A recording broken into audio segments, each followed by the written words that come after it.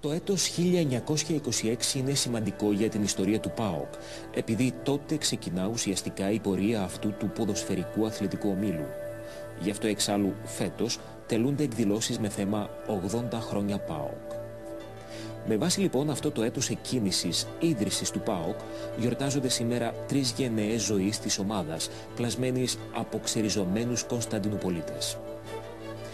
Τότε στη Μικρασία αλλά και στην Ευρωπαϊκή Τουρκία, όπου η Κωνσταντινούπολη, το ελληνικό στοιχείο, παρά τους φραγμούς που του είχαν ήδη επιβάλει, φαίνεται ότι είχε ακόμη ρίζες δυναμισμού που δεν κατάφεραν να τις καταστρέψουν πλήρως οι προηγηθήσεις αναστατώσεις και ανακατατάξεις που είχαν ήδη αρχίσει από το 1914. Στα 1926 η δημοκρατία στην Τουρκία είχε ήδη συμπληρώσει 1 χρόνο ζωής. Το νέο αυτό αντισουλτανικό πολίτευμα, που είχε ανακηρυχθεί από τη συγκροτηθήσα Μεγάλη Εθνοσυνέλευση, είχε ορίσει ως πρώτο πρόεδρο του κράτους τον προτεργάτη της δημοκρατικής μεταβολής, τον Μουσταφά Κεμάλ Ατατούρκ. Οι Έλληνες της Κωνσταντινούπολης φυσικό ήταν να νιώσουν αυτή την καθεστωτική αλλαγή και όσοι μπόρεσαν αποχώρησαν από την πόλη, την Κωνσταντινούπολη, όπου είχαν καταρχήν δημιουργήσει το φανάρι ως κέντρο ζωής.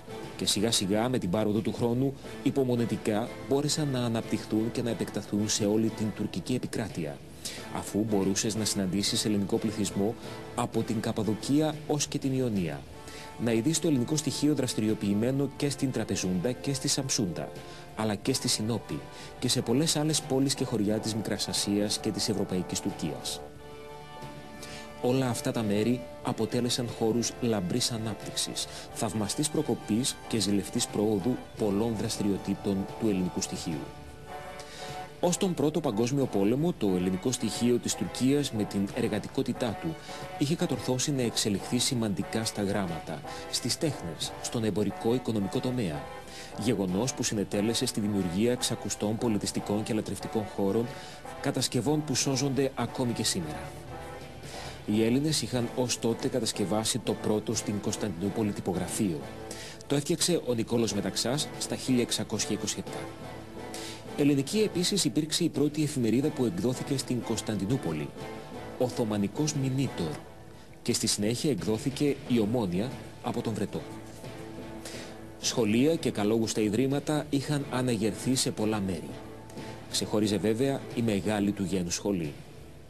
Η Θεολογική Σχολή της Χάλκης, το Ζάπιο Παρθεναγωγείο, το Ζωγράφιο Γυμνάσιο, το Ιωακίμιο Παρθεναγωγείο, η Εμπορική Σχολή της Χάλκης. Δραστηριότητες πολιτιστικές είχε αναπτύξει ο Ελληνικός Φιλολογικός Σύλλογος.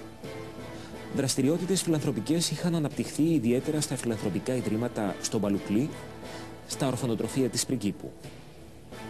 Στην πόλη είχε δραστηριοποιηθεί δυναμικά η Φιλόπτωχος αδελφότης των κυριών του Πέραν και πλήθος άλλων εκπαιδευτικών ιδρυμάτων και κοινωνικών οργανώσεων.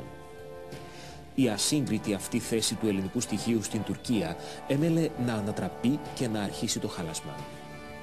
Έτσι, στα 1926 μπορούμε να συναντήσουμε στις νέες χώρες της Βόρειας Ελλάδας, όπου και η Θεσσαλονίκη, ένα μέρος από το διασωθέν ξεριζωμένο ελληνικό στοιχείο της Τουρκίας. Τους ξεριζωμένους Μικρασιάτες και Κωνσταντινουπολίτες Έλληνες, αυτούς που προσπαθούσαν να μεταφυτευθούν και να ριζώσουν στη νέα τους πατρίδα.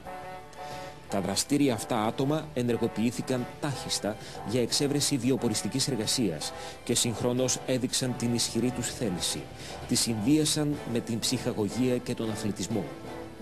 Τότε προχώρησαν στην ίδρυση αθλητικών συλλόγων και τότε δημιούργησαν τον ποδοσφαιρικό αθλητικό όμιλο Κωνσταντινουπολιτών, τον ΠΑΟΚ, που κράτησε τη θέληση και τον δυναμισμό των ιδρυτών του. Και με αυτήν την κληρονομιά ο ΠΑΟΚ συνεχίζει θαλερός να εντυπωσιάζει, να λατρεύεται από τους οπαδούς του και να εκτιμάται από τους αντιπάλους του.